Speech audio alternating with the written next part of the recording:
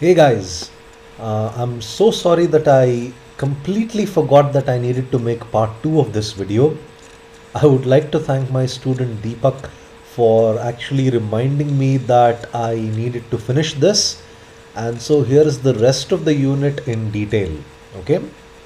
Now, just like the other videos which I have done, I will discuss this topic in a very general note and not from the point of view of a commerce student. Okay, so let's get started with this.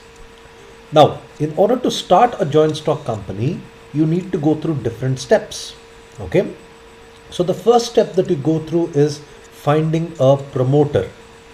Now, I know the textbook definition of a promoter, and I know the definition is incredibly stupid. Because if you read the definition, it says a promoter is a person who promotes a business. Now, what does that mean? What do you mean by promote a business? Do you mean you go about putting up posters, radio advertisements, television advertisements, and promote a business? Not really. A promoter is a person who is required to make the business into what it can in the future. That is, make it into a grand success. Now, when I start a company, I may not necessarily have the skill sets or the monetary resources to go about doing what I want to do. And hence, I would go about looking out for a promoter for doing whatever I wanted. So basically here, a promoter is a person whom you would have a fiduciary relationship with. Now let me give you some more examples of what a fiduciary relationship is. Obviously, you're not very good at the human anatomy, so you would consult a doctor for any medical advice. You're not very good in understanding the legal system, so you would consult a lawyer for advice on the legal system. In both the cases, you have a fiduciary relationship. Okay? Now, in my case, let's assume I'm a person who is wanting to do education online, but I don't know how to go about putting up a website, how to go about designing it, what are the resources I need. None of that I have no knowledge about. So what would I do? I would go about searching for some person who can help me out in this particular avenue. I may already have the textbooks, I may already have the Word files, the PDF files that needed to be uploaded, but I don't know how to go about designing a website. That's when a promoter can help me out in this. Similarly, that's what companies do. It could be for the sake of, let's say, getting capital. It could be for technical reasons as in bringing in new technology. That's why you actually need a promoter. A promoter can be an individual or it can be a company as well. Okay. For example, stock exchanges, the promoter for many of the stock exchanges has been companies. Like you have Industrial Finance Corporation of India, you have ICICI Bank that has been the promoter for quite a few of the stock exchanges in the country. Even individuals can be promoters. Okay, the main promoter for Kingfisher Airlines has been Vijay Mallya. So there, an individual can be a promoter, or even a corporation as well can be a promoter for starting a business. Okay, now once you find a promoter, the next thing you need to do is take up the incorporation stage. The incorporation stage is the most important one because this is where you get recognized as a company. Okay, so what is the resources that you need here? Firstly, select a name. When you go about selecting a name, it should not be similar or identical to an existing one. Okay, remember, it should not be similar or identical to an existing one. Even if the spellings of the company is different, the phonetics, the pronunciation should not be the same. There are very, very strict regulations on what name you can actually go about choosing. In fact, recently, Government of India doesn't encourage the use of Indian or Hindustan in the name of a company. The reason being, usually words like Hindustan or Indian are in fact linked with government companies. So in fact, you could take advantage of a government company credibility and in turn use it for your advantage. So there not really allowed. The next thing that you need is to submit memorandum of association and articles of association. Okay, I'll tell you what articles of association is first before I move on to what memorandum of association is. Okay, now articles of association is a document for internal governance. Remember my word, internal governance.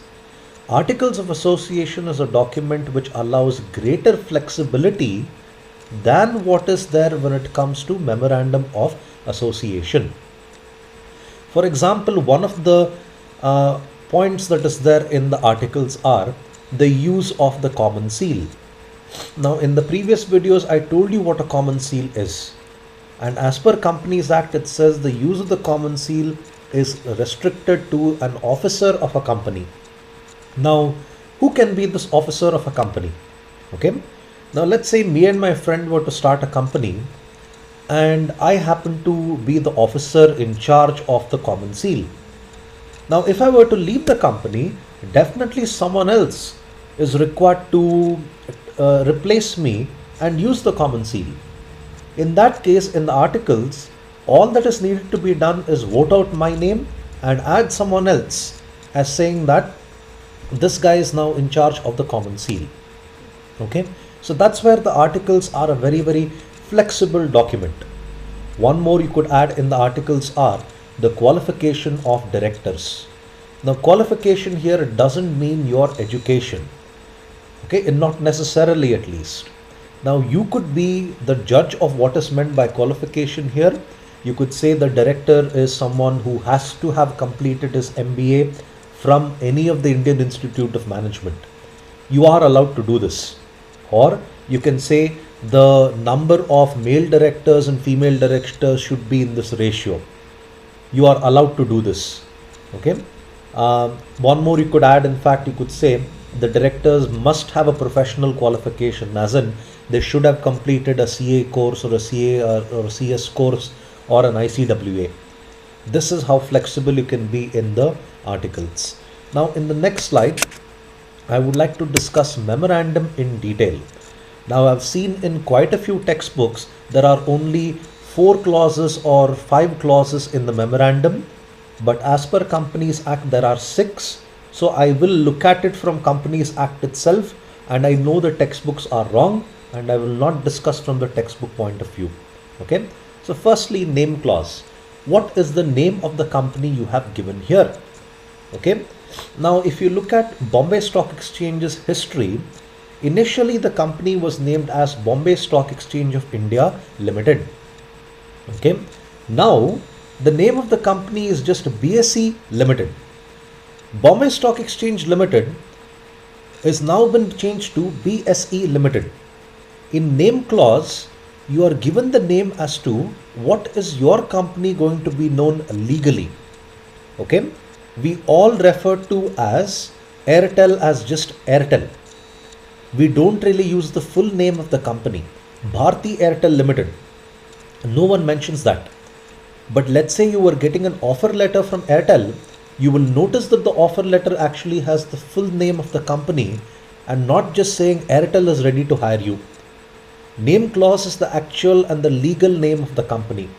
What you and I use for convenience and what the media uses for convenience should not be confused as to the legal name of the company. Okay. In fact, Reliance, the full name of the company is Reliance Industries Limited or RIL.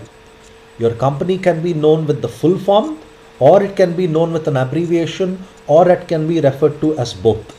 The name clause gives you that flexibility. Okay. Situation clause refers to the registered office of the company. Now, registered office refers to the main office of the company. Why is it so important? If I want to have any contracts with the company, I cannot do so with the branch office. Okay, I will have to approach only the registered office if I want to set up any contracts. Okay, now let's say, for example, I am a person manufacturing paper. Okay, and I want to use this paper manufacturing by making deposit forms, demand draft forms, and submit it to ICICI Bank all over the country. Now the closest ICICI Bank branch from my place is the one in Banchankari 3rd State, just about 3 or 4 kilometers where I stay from. Okay, approaching a branch won't really make any sense. If I were to approach the branch manager there, he will tell me, okay, go approach the regional head. If I go approaching the regional head, he will direct me to the Mumbai registered office. So rather than me running around in circles, I can read the registered office address, which is in fact displayed in every branch of ICICI Bank, and directly approach the registered office without having to go from pillar to post in every branch. So that's one importance as to why you have the registered office, the main office of the company. One more reason why you have the registered office is for the sake of paying taxes. If, for example, McDonald's has got its registered office in Bangalore, it doesn't, it's actually there in Mumbai, they would have to be paying the state taxes of Karnataka. However, McDonald's has got its registered office in Mumbai, and therefore they need to pay the state taxes of Maharashtra. When you have a registered office in one particular state, it is almost impossible for you to change afterwards. Okay, that's one of the reasons why you have quite a few registered offices in Karnataka. In one of my videos, I mentioned how high the state taxes are in this particular state, and that's one of the reasons why very few companies choose to keep their registered office here. They know very well if they keep it here, they need to pay pretty high taxes, and they choose to keep it in states where the local taxes are fairly lower than compared to a place like Karnataka. Okay, so registered office here is one for the sake of taxes, and another one in case you want to get into contracts, you always approach the registered office for this. One more important rule about registered office is you're supposed to display the full address of your registered office in all the branches of the company. Like for example, Jubilant Food Works, the company that owns Domino's, every branch of Domino's, right at the entrance, you may have noticed the registered office detail is printed. In case you haven't, check again, it's actually there. The same applies for ICICI Bank as well. Okay, then objects clause. Objects clause refers to what is it the company wants to do. Okay, now when you go about mentioning the different objectives of a company, it's not necessary that you need to follow all of them. Okay, remember, it's not necessary that you need to follow all of them. If I were a company, okay, let's bring back to education again.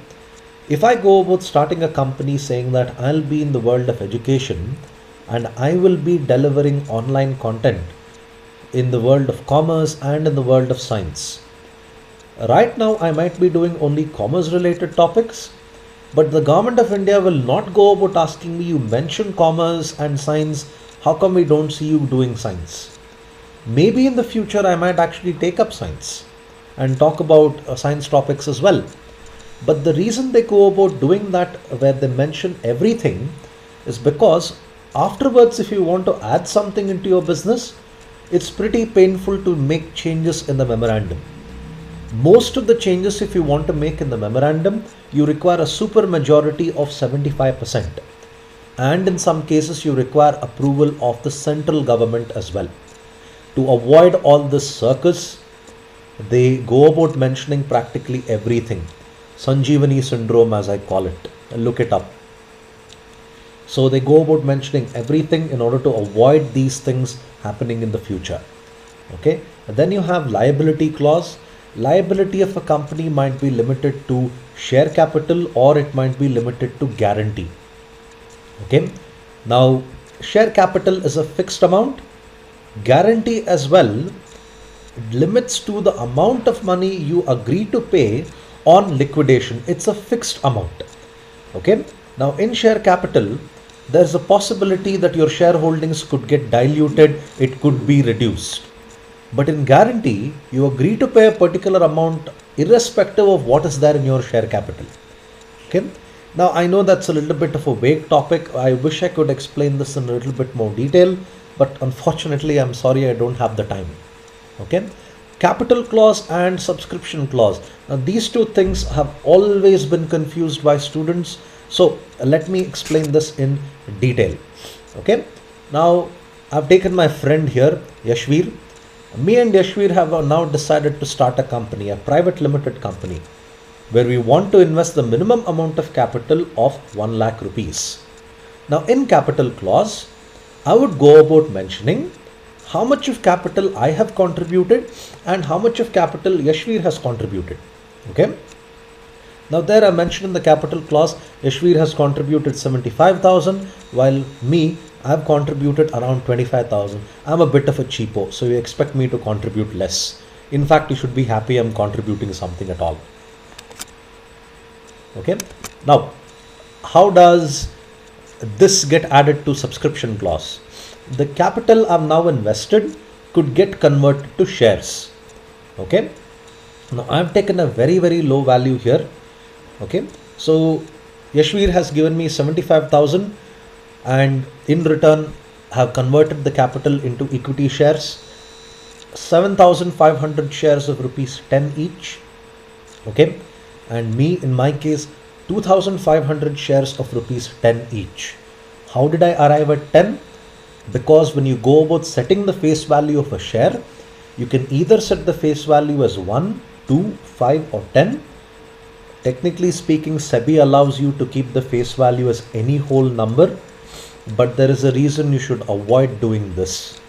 Okay, I'll tell you that in a more detailed video when I talk about stock exchanges. Okay, remember that, the face value and the stock exchanges concept. Okay, so this is a very simple way I've allotted shares. I've given him 7,500 shares of rupees 10 each and I've taken 2,500 shares of rupees 10 each. Okay.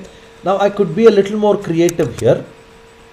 In fact, I could go about giving Yashvir 750 preference shares of rupees 100 at 7%. Preference shares carry a fixed rate of return and they don't have any voting rights.